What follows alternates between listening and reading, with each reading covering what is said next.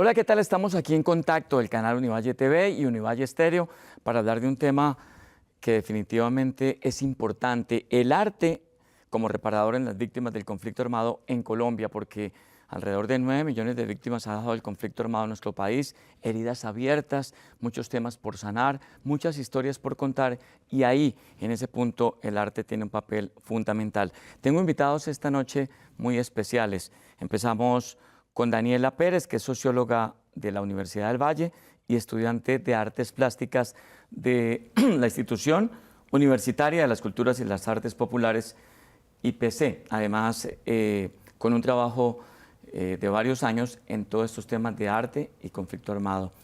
También tenemos al maestro José Ibar Castillo, artista plástico afrocentrado, realizó estudios de artes plásticas en el Instituto Popular de Cultura de Cali, en el periodo de 1979 al 84, ha desarrollado una obra pictórica como soporte a un lenguaje que destaca y reivindica la afrocolombianidad desde los importantes valores y aportes a la construcción de una sociedad incluyente. Maestro, bienvenido, buenas noches. Buenas noches, muchas gracias al canal universitario por la invitación y a ustedes. Y Jefferson Montaño, que es un hombre de la casa. Jefferson es comunicador social, con énfasis en el tema social, político, experto en políticas públicas y con mucho trabajo en el Pacífico colombiano. Jefferson, bienvenido. Bernardo, muy buenas noches a ti, al panel y especialmente a cada uno de los televidentes que está en sintonía con el canal. Daniela, bienvenida. Hola, buenos días, muchas gracias.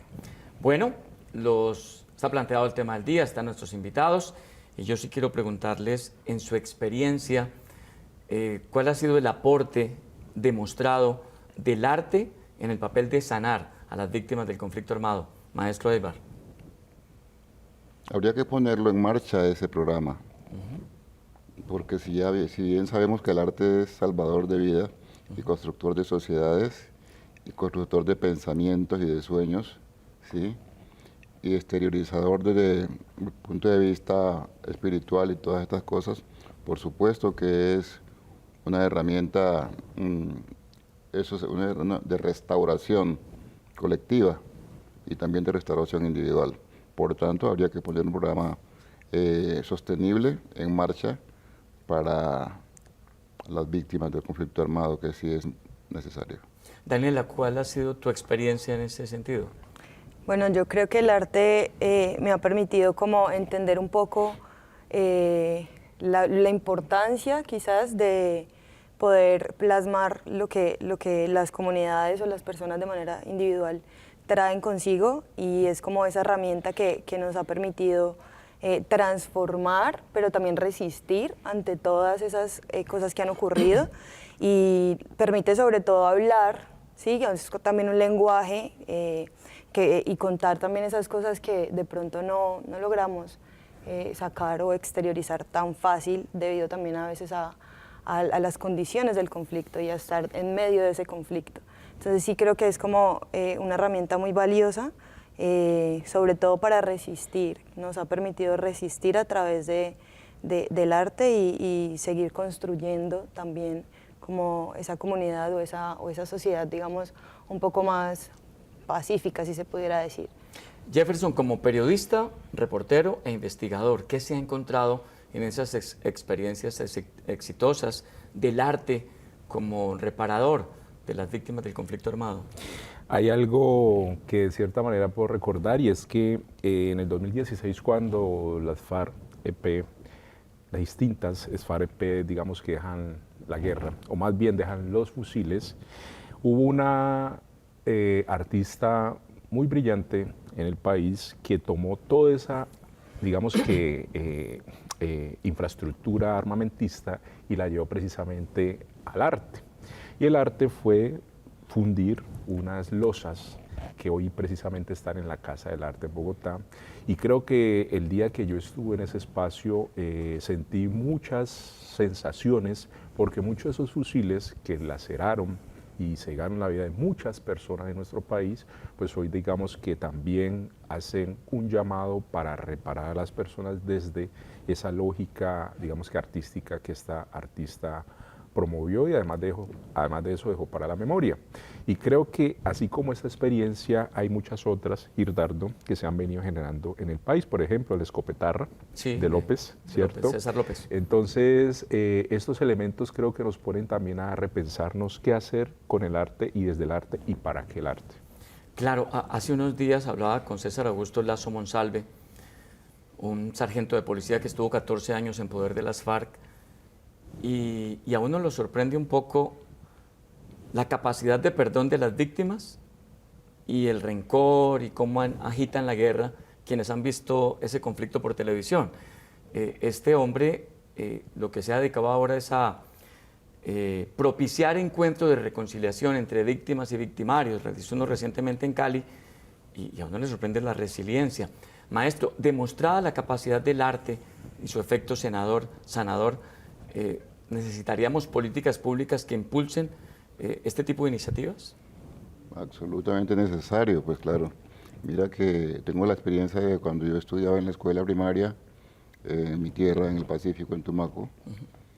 Allá ni en el colegio del bachillerato, ni en la comunidad, ni en ninguna parte, los profesores no tenían un concepto, ni la comunidad tampoco, un concepto definido de la importancia del arte, de para qué servía como medio, como herramienta, como elemento restaurador, ¿sí?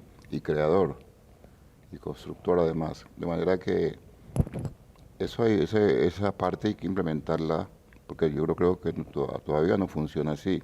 Nosotros en Tumaco no sabíamos que existía el arte como tal, sino que habían dibujantes, paisajistas y personas artesanos. Que exploraban. Que exploraban, artesanos, pero no teníamos conocimiento de que había una historia del arte, de que había una historia desde la pintura rupestre hacia acá, donde se venía, que ha dejado desde luego toda una información, ¿sí?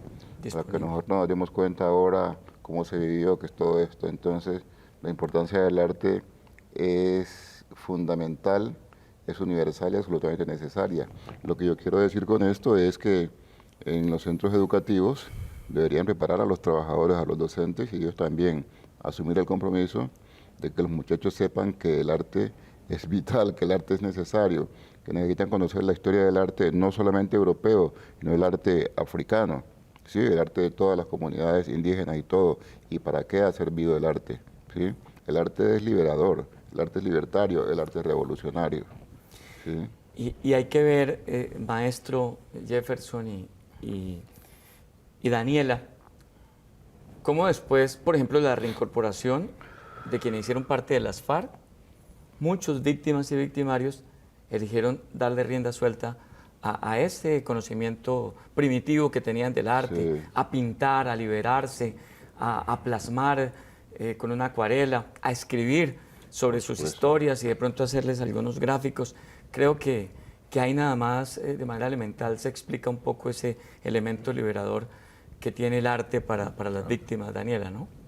Claro, yo creo también como resaltar el tema de las emociones, ¿no? Y el enlace que tiene el arte con las emociones y la capacidad de justamente canalizarlas y todo lo que implica eso, que no es poco, ¿sí? Entonces todo el tema como de los colores, las técnicas, las texturas, me puede permitir a mí como expresar de una manera mucho más simbólica y de una manera mucho más plástica, si lo queremos ver así, como lo que yo estoy sintiendo, lo que la comunidad está pensando, lo que el conflicto ha hecho en eso. Y yo sí creo que vale mucho la pena como centrarnos en lo que tenemos acá y en conocer nuestra historia, porque de una u otra forma el arte también es esa representación de lo que somos como sociedad y podemos ver el pasado y podemos tener una lectura de lo que ha ocurrido antes y justamente si lo hacemos ahora, pues en un futuro va a ser igual.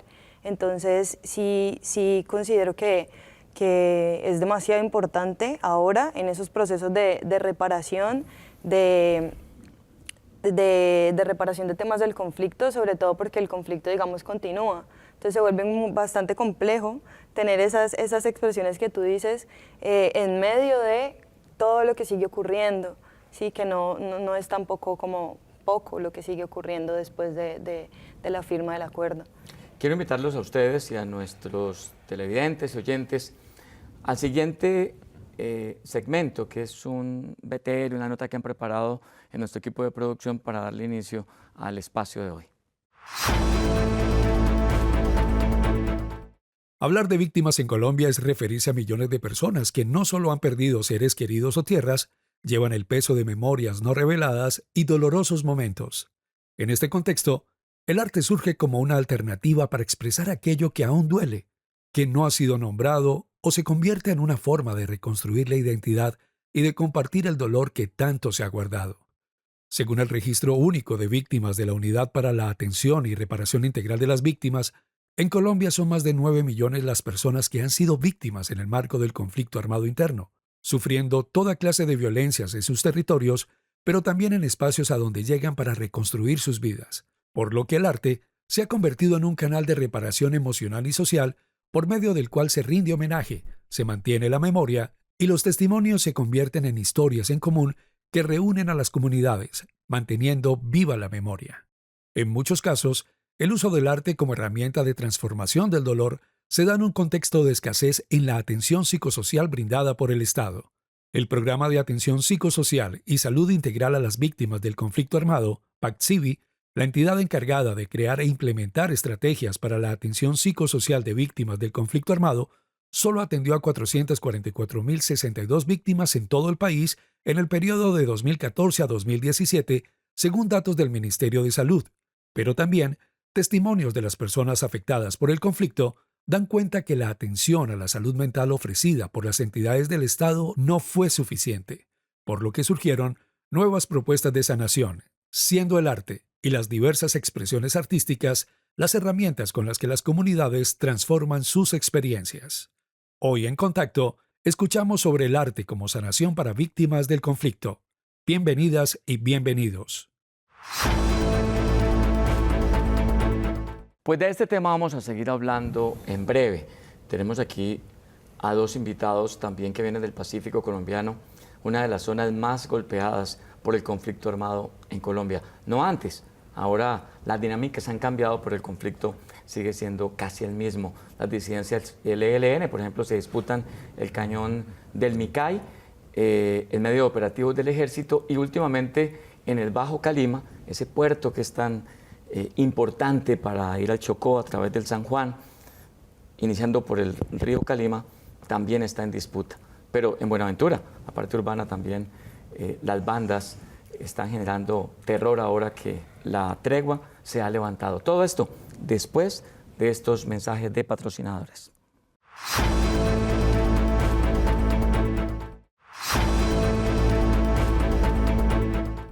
Volvemos aquí En Contacto, del canal Univalle TV, canal universitario. Estamos hablando del arte como reparador en las víctimas del conflicto armado. Hablaba del Pacífico colombiano porque es una de las zonas más afectadas por el conflicto. Profe Eibar, Tumaco, ni qué hablar de lo que ha sido el paso de los paramilitares y la manera como han sufrido las comunidades de esa zona del país. ¿Qué tanto se ha podido impactar a través del arte a sus comunidades, a sus paisanos? Ello ha fracturado considerablemente la cultura, el comportamiento cotidiano de la gente del Pacífico. Que naturalmente es alegre. Desde luego, ha afectado desde luego la alegría, el buen genio de la gente, la libertad que la gente experimentaba allí. Sí, porque si bien no vamos a tocar el tema quizás de la distancia que hay entre la centralidad y la región, la gente podía sostenerse con los elementos que tenía a mano, la madera, la pesca, el mar, los productos de pancoger y todo aquello, casi que en una subsistencia de autoabastecimiento. Eso le daba a la gente un cierto tono de libertad, además que también teníamos allá parteras y teníamos conocimiento de las plantas, asistencia, eso se llama solidaria entre todos. Tumaco, la costa pacífica ha sido un pueblo de negros y los negros de por sí tenemos que ser solidarios, ya lo fuimos y eso lo aprendimos tanto en la colonia como ahora se reforzó en los sitios donde habitamos nosotros. Y estábamos lejos de creer que de pronto esos índices de violencia llegaran ahí. Y con eso, que no era mucho, profe, esas comunidades eran felices. Sí, la comunidad era libre y era feliz. Los índices de mortalidad eran muy pocos, se dirá que había poca población, pero comparado pues con, ¿cómo te digo?, con la proporcionalidad, la gente no se moría, se curaba con hierbas, se curaba con paico, se curaba con cosas así. O se moría de vieja. O la gente se moría de vieja y haciendo es decir, la oralidad tuvo mucho que ver, los cantos tuvieron mucho que ver, hablabas de la resiliencia, los sonidos y la música tuvieron mucho que ver en lo fuerte y en lo duro que a la gente le tocaba trabajar allá para sostener la familia, y sin embargo era una cosa cotidiana que se asumía como algo que así es la vida, ¿no?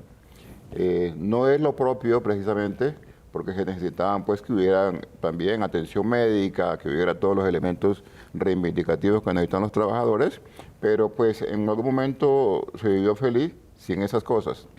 Ahora que llega el conflicto armado precisamente a Tumaco por la proliferación de la coca y todas estas cosas, ya dije coca, y estas cosas que no debieron ser si no hubiera habido complicidad precisamente del establecimiento que le dio puertas abiertas. Que dejó crecer. Dejó crecer esto esos fenómenos. a conveniencia precisamente.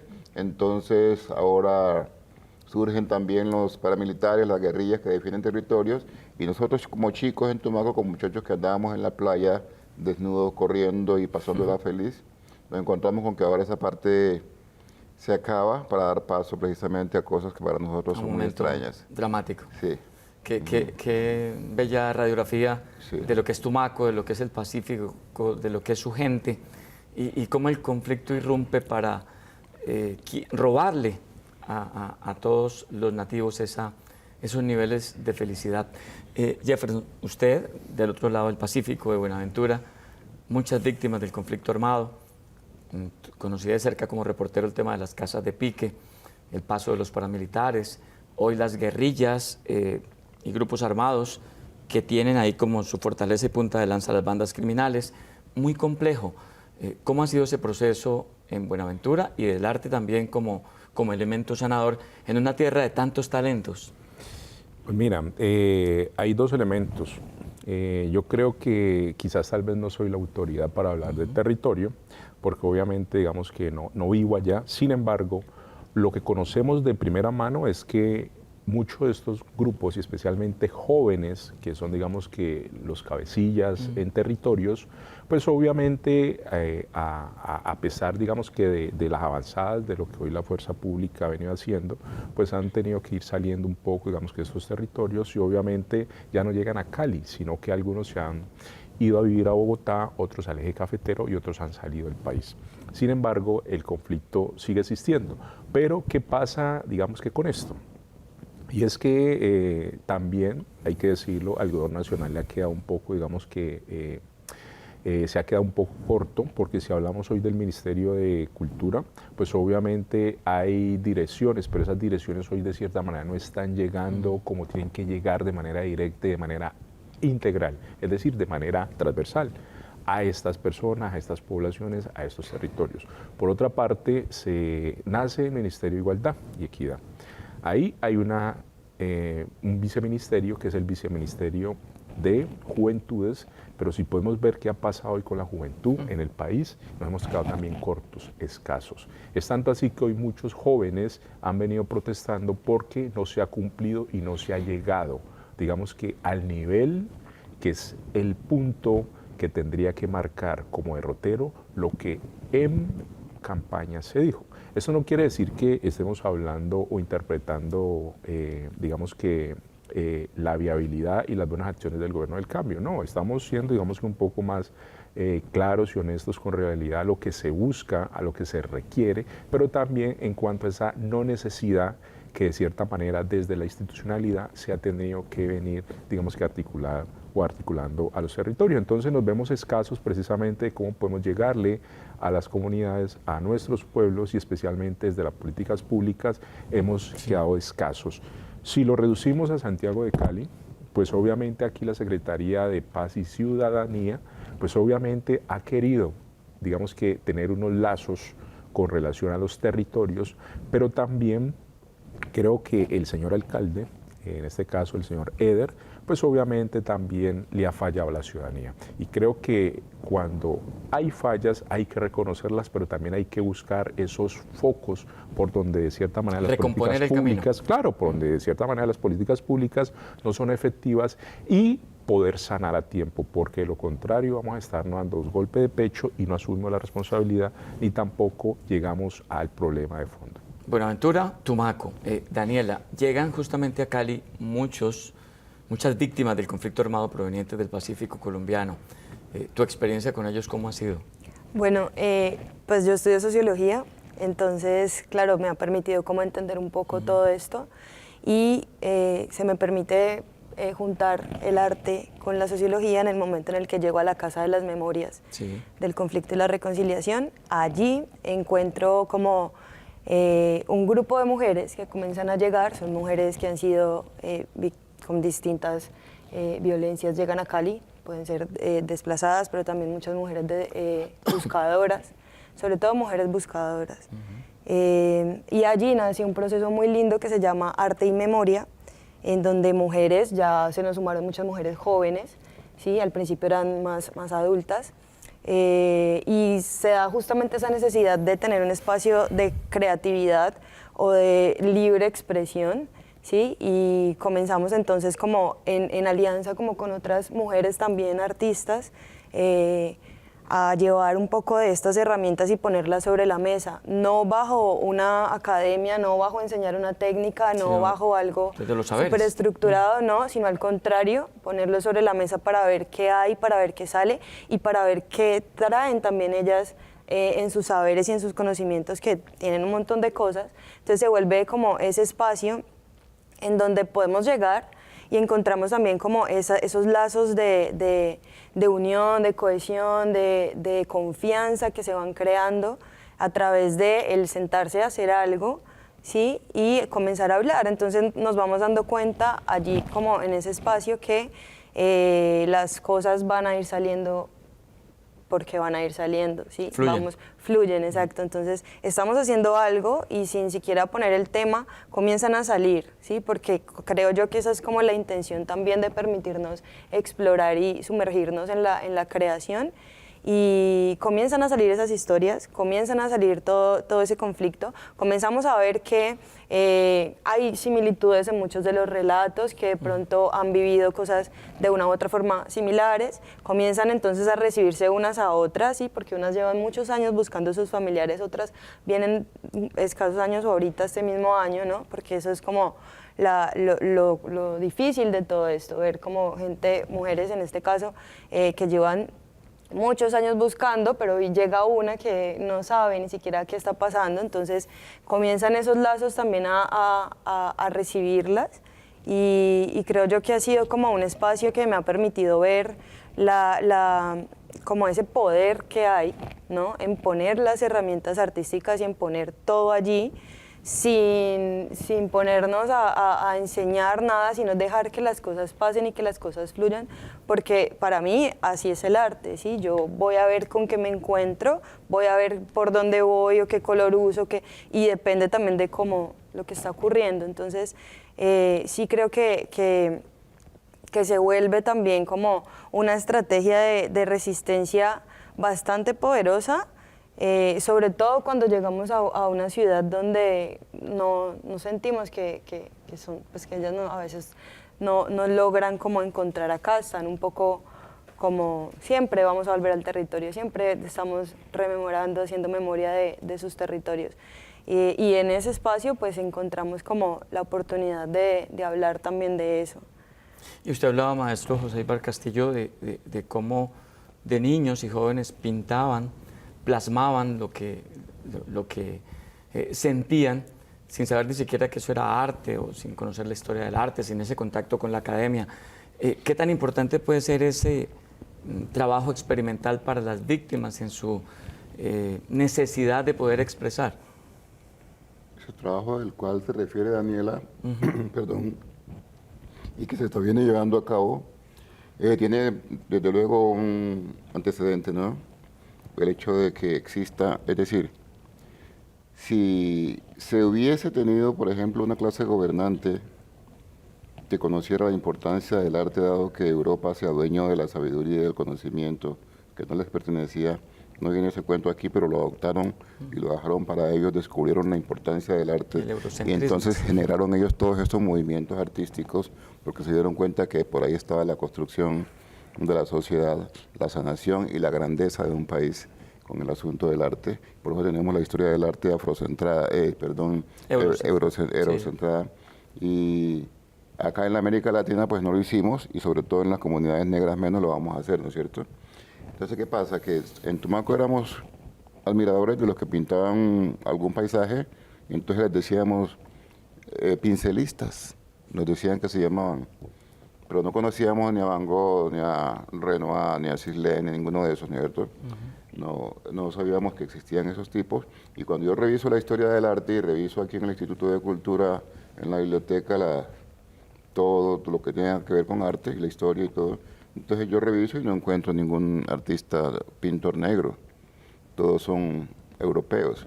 Lo que los movimientos me parecieron importantes, pero yo digo, pues con la grandeza del arte del África no hay un pintor, y con la expansión de la diáspora no hay un pintor negro, entonces todo ese rechazo, ¿no? Entonces los profesores que nos ponen ahí en la costa pacífica son unos profesores con el respeto de lo que tenga que ser artesanía, profesores artesanos, en el sentido de que no tienen profundidad, no tienen cómo explicarlo, tienen unas herramientas limitadas que le dan para que le diga al estudiante, usted hace su primaria, si es posible hace su bachillerato, luego va a cumplir con la patria, que es al ejército, después que venga de cumplir con la patria, entonces se hace cargo de su papá y su mamá, y después tiene mujeres, tiene su mujer y sus hijos, y de ahí no pasa, ¿sí? Eso podría ser y podía pues el hombre... Una narrativa que limita los sueños. Absolutamente, lo van castrando, castran toda capacidad del desarrollo de la inteligencia y el desarrollo creativo desde la escuela. Lo castra el régimen, no es una cuestión que por azar, eso es planeado. No es necesario que en Colombia y en América Latina el pueblo piense. No lo necesitamos para que construya sociedad, eso lo hacemos nosotros. Lo hacemos a nuestro antojo, tomamos nosotros todo lo que tenga que ver con recursos, nos apropiamos de ellos, gozamos de privilegios y nos mantenemos únicamente dándole educación en las grandes universidades a nuestro entorno para que sean ellos los que gobiernen. Entonces es una actitud tan mezquina y criminal a la vez. Y un círculo vicioso. Vicioso. Entonces, ¿qué pasa? En Tumaco hay recursos de madera, hay pesca, hay puertos de Colombia. Hay oro. Entonces, claro, hay oro, todo eso. Pero llegan entonces las multinacionales, arrasan los bosques, después viene Samper y dice que son obreros, burguesía obrera en los puertos que están ganando mucha plata, acaba desde luego la empresa de puertos y pone estas cooperativas que son precisamente una forma de esclavitud. Entonces nosotros podríamos decir que en los años 60 y 70 había una gente que venía a Cali y venían únicamente para estar unos meses y volver a Tumaco o Buenaventura para que nos vean, ¿sí? Era bonito venir, nadie se quería quedar porque pues tenían empleo. Y entonces venían únicamente como Cali es ícono a nivel nacional, es la ciudad bonita, la sucursal del cielo. Entonces, perdón, venir a Cali era pues volver a Tumaco, claro, entonces, y hola, la gente volvía diferente, ¿no? Entonces, y además uno a los 3 meses de estar aquí llegaba a Tumaco hablando caleño. Entonces, ya el acento cambiaba. Claro, ya. Los colombianos que se van a España y ya cambian un poco el año, ¿no? Entonces esa parte era pues una parte pues que a la gente le gustaba hacer. Después vino una cosa que es éxodo, porque se van acabando los medios laborales, como se acaba la empresa maderera, se reducen los acerríos, los gringos llegan y acaban con las 2 grandes empresas, pero acaban con los bosques. Los gringos llegan allá, la gente no analiza eso porque siempre está con los traguitos, con el bicho en la cabeza. Yo hablaba con un compañero y le decía, mira, hay gente que deja el pueblo porque se va para volver, pero hay una etapa en que la gente ya tiene que irse porque se queda sin empleo.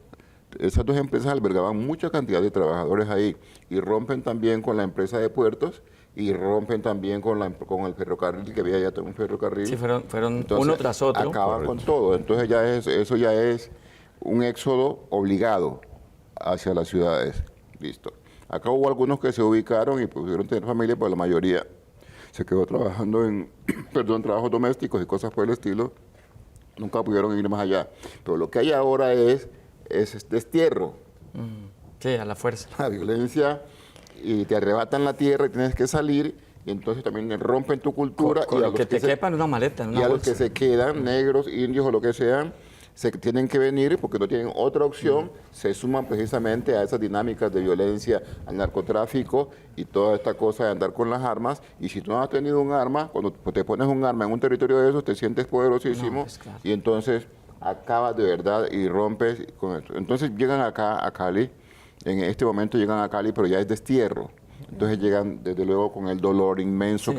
que produce el tener que dejar el territorio sin saber qué hacer, desorientadas. Pero si en las ciudades como esta nos encontráramos con que hubiera una política de gobierno que está recibiendo a estas personas desde el punto de vista para manejar la psique de ellos, explicar lo que está pasando y que puedan mantenerse en un lugar o darles una oportunidad de conocer que a través de una ocupación, que a través del arte, no únicamente tiene que ser trabajo duro, que a través del arte se puede restaurar, se puede hacer cosas diferentes, entonces Sería distinto.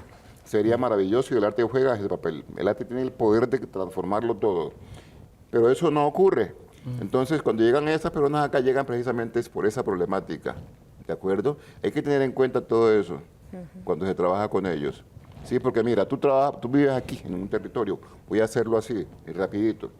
Acá está el río, el mar, está la selva, donde por ejemplo tienes unos plátanos sembrados, hay yuca, hay unas trampas para coger animales, entonces tienes tu autoabastecimiento allí. Asegurado. Y allí vivió tu tatarabuelo, tu abuelo, tu bisabuelo, vivieron todas las generaciones de generación en generación han vivido de ese pedazo y de pronto tienen que dejarlo porque vienen unos bandidos a quitárselo, ¿no? Porque la violencia, ¿sí? Rompe intempestivamente Exactamente. y, ¿Qué y golpe? abruptamente con todo. ¿Qué golpe el que recibes?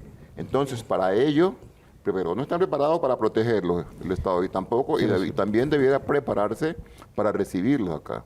Claro. Y usar desde luego, como dices tú, el arte y algunas fuentes de ingresos, de todo, porque todos no van a ser artistas, pero sí el arte como a modo de uno espiritualmente, porque eso es espiritualmente, sí, volver a recomponerse y entender que tiene opciones, aparte de ser vendedor ambulante, tiene opciones.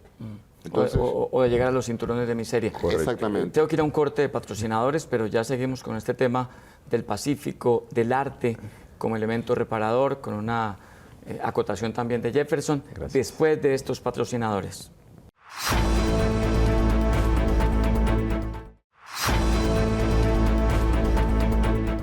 Seguimos en contacto del canal Univalle TV, de Univalle Estéreo, hablando de el arte como elemento reparador para las víctimas. Y a propósito del tema que nos exponía tan interesante el maestro José Ibar, Jefferson quería acotar algo antes de ir con Daniel. Gracias, Girardo. Lo que pasa es que el maestro Ibar colocó en la mesa una discusión profunda. Con una reseña histórica Claro, más completa poderosa. de cómo fueron las migraciones desde Tumaco.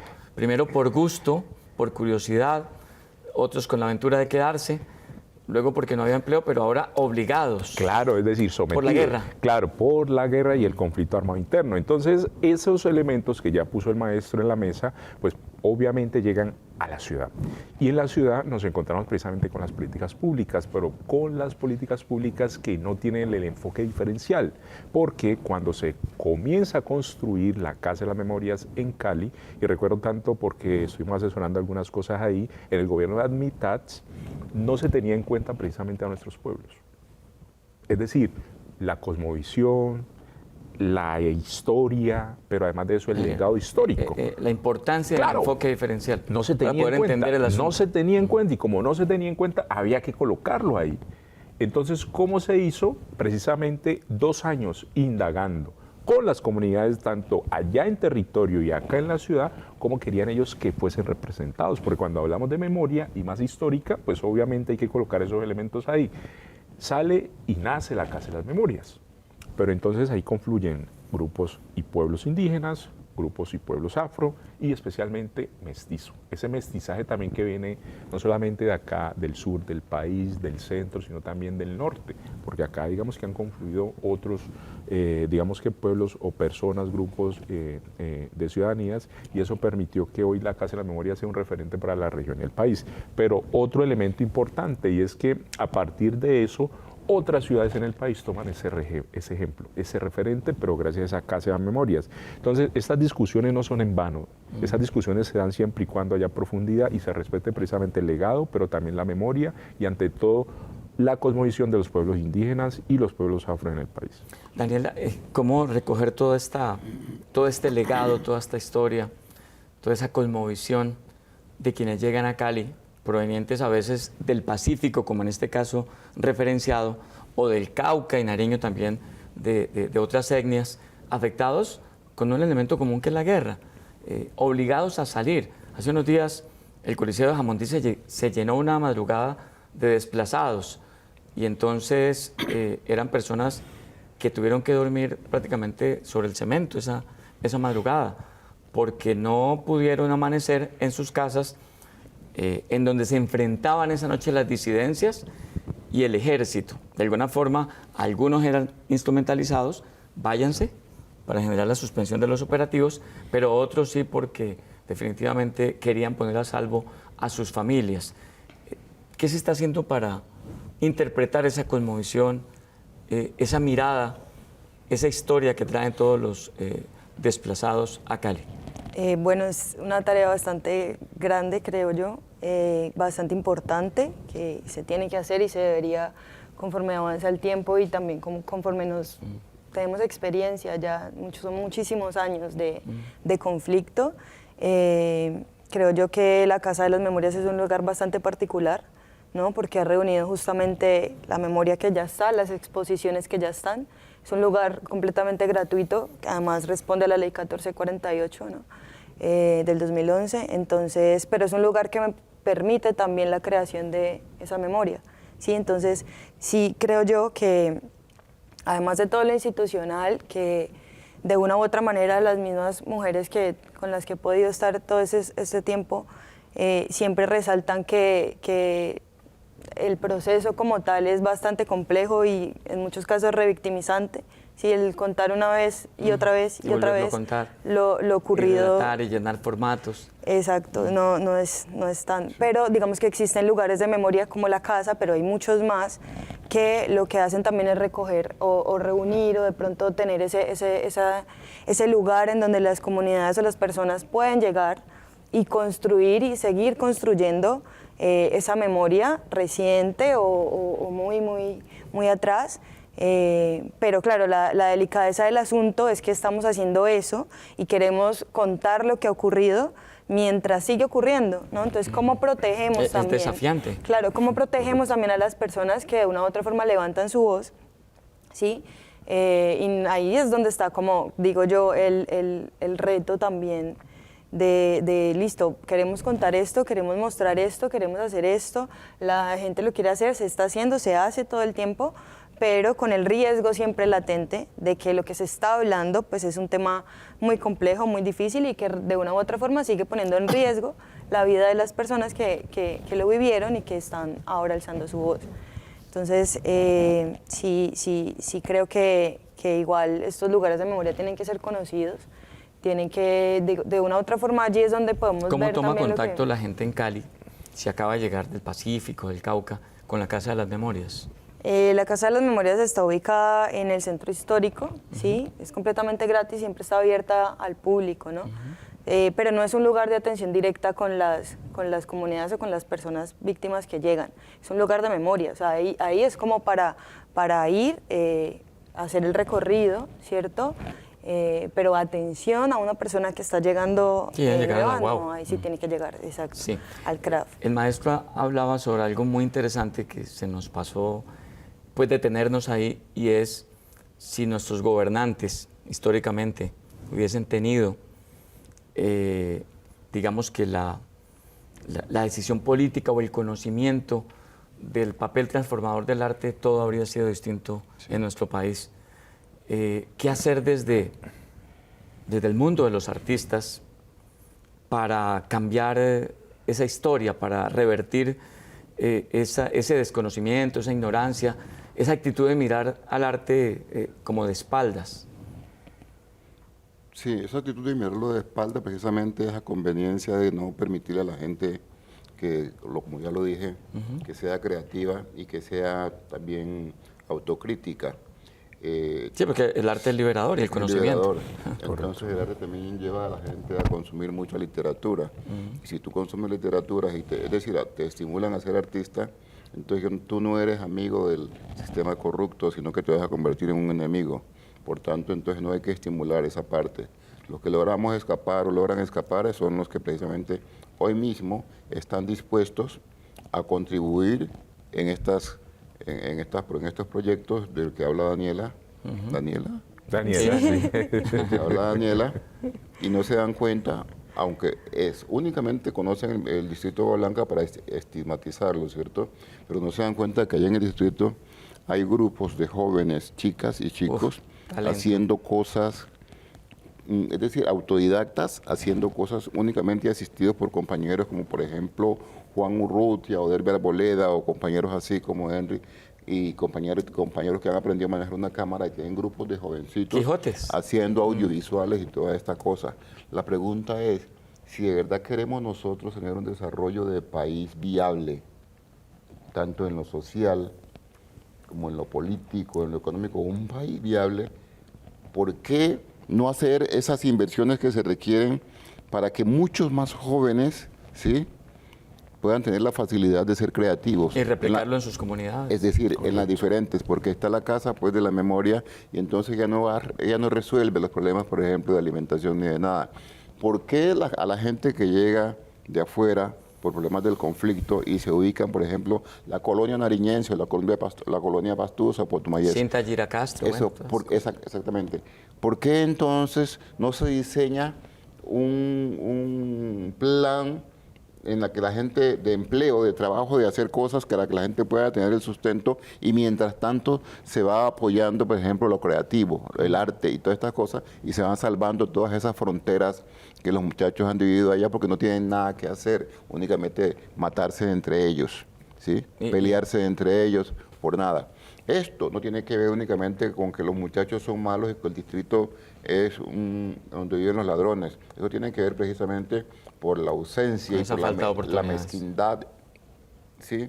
La mezquindad, el racismo y toda esta cosa que ha caracterizado a la gente que ha gobernado esto durante 200 años. Ahora no ve cómo chillan por la nueva propuesta de gobierno que hay. Esta nueva propuesta no venía a cambiarlo todo en 2 años. Ha habido fallas, sí, pero es una propuesta que es, comparado con lo que nosotros hemos vivido, la propuesta más viable en la historia de Colombia, ¿sí? Entonces, bueno, la invitación también es para que la sostengamos la caña y y que esta vaina no siga, porque precisamente los males, voy a decirlo aquí claramente, los males que existen en la sociedad colombiana son producto precisamente de ese establecimiento mezquino.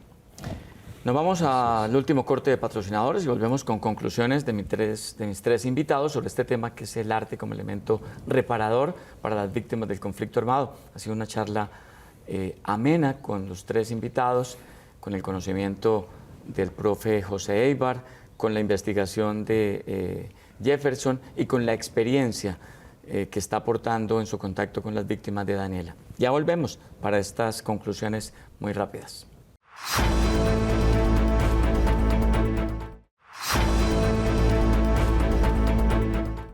Estamos nuevamente en contacto, Canal Univalle TV, Canal Universitario, y hablamos esta noche de el arte como elemento reparador para las víctimas del conflicto armado.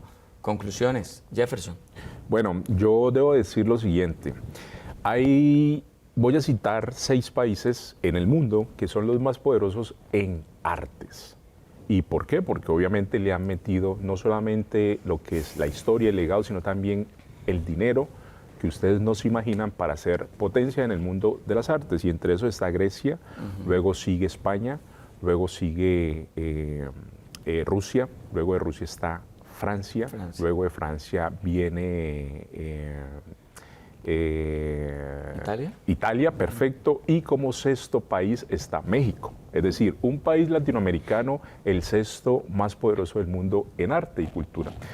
Pero si nosotros vamos a eso, a revisar qué ha sido México, por ejemplo, desde la cinematografía, desde la televisión, desde las artes, ¿qué ha sido México? Pues obviamente tiene una de las universidades más grandes del mundo, que es la UNAM, ¿sí? Entonces, eso también nos muestra, si nos vamos, por ejemplo, a Brasil, Brasil tiene, que es la Universidad de Sao Paulo, ¿cierto? Esta universidad que es pública, siendo una de las más grandes que tiene Latinoamérica, es decir, es 3 veces la Universidad del Valle. Es 3 veces la Universidad del Valle. Entonces, ¿por qué cito estos países versus con Colombia? Porque pues si nosotros nos vamos a esa estadística, nosotros aparecemos en el puesto 72 en el mundo. ¿Eso qué quiere decir? Que históricamente hemos estado totalmente a un costado, a un lado, y no le hemos apostado ni mucho menos al arte, ni a la cultura, ni tampoco a esas ideas reparadoras y sanadoras que vienen desde esto, que para nosotros es el arte de sanar, de reparar, de mantener y ante todo la memoria histórica en el país. Y nos hemos perdido la oportunidad que mencionaba el profe José Ibar de cómo el arte logra quitarle los muchachos a las esquinas del barrio para salvarlos. Daniela, su conclusión.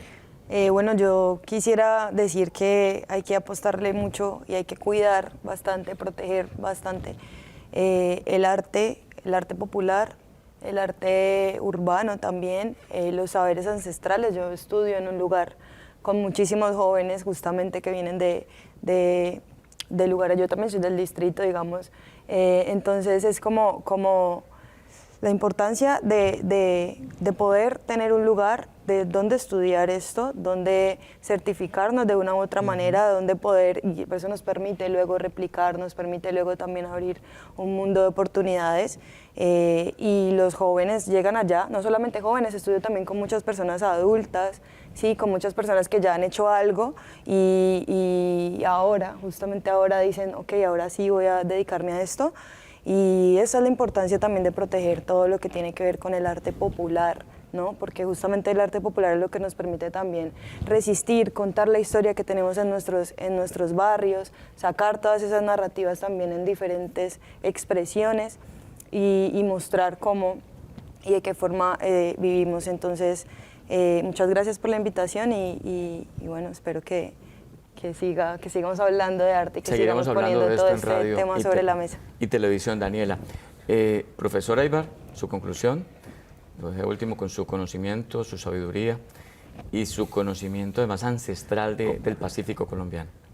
Bueno, yo diría que ya es hora que nosotros dejemos de ser admiradores de lo que viene de afuera en cuestión de arte, porque aquí nos convirtieron únicamente en admiradores de lo que hacía Picasso, Jean Paul, todos estos señores, y nos mostraban el arte, nos han mostrado el arte del Renacimiento, el impresionismo, el dadaísmo y todas estas cosas, que son movimientos que no son propios, o sea que los creadores de arte únicamente son ellos. Nosotros acá nos convierten prácticamente en replicadores o copiadores de lo que ellos hacen. Porque nos dicen estos son sus referentes. Porque ese es el arte. No nos dicen a nosotros que nosotros podemos hacer nuestro arte desde acá, el nuestro. Tenemos una vida social, política, económica, tenemos todo un territorio grande como es Colombia y desde luego tenemos la capacidad, todas las comunidades indígenas, negras, lo que sea, para que con una educación precisamente dirigida a formar hombres y mujeres capaces, podamos tener un desarrollo de la inteligencia y construir nuestro propio arte y que nos admiren ellos allá, nosotros no seguir recibiendo únicamente que ellos son los artistas. Nosotros tenemos esa capacidad también, pero nos ha enseñado la academia o no nos ha enseñado que eso lo tenemos. La culpa precisamente, y hay que hablar de culpa, pero es una culpa malintencionada. Tenernos a nosotros a la saga. Yo estoy trabajando un arte que es desde el Pacífico adentro, ¿sí? Cuando nosotros salimos de la academia, nosotros nos ponemos a pensar, bueno, ¿y ahora qué pinto? Entonces buscamos y investigamos y vemos ahí el arte abstracto, el arte de esto, de lo otro, y entonces tratamos como de parecernos a ellos. No, tenemos que ser nosotros, tenemos que hacer lo nuestro, ¿de acuerdo? Pues profesor, muchas gracias por acompañarnos, mucho por hablar, hay que continuar este diálogo y gracias también a Jefferson. A Daniela. A ti, Girdardo, y pues nuevamente felicidades por ese nuevo escalafón, nuevo director de Noticias Telepacífico. Ahí también debemos hablar de arte, de cultura y del arte como elemento reparador del conflicto armado. Daniela, gracias. Ay, muchas gracias. Muchas gracias. A ustedes, amables televidentes y oyentes, gracias por acompañarnos. Volveremos la próxima semana con otro tema de interés regional aquí en Contacto. Hasta pronto.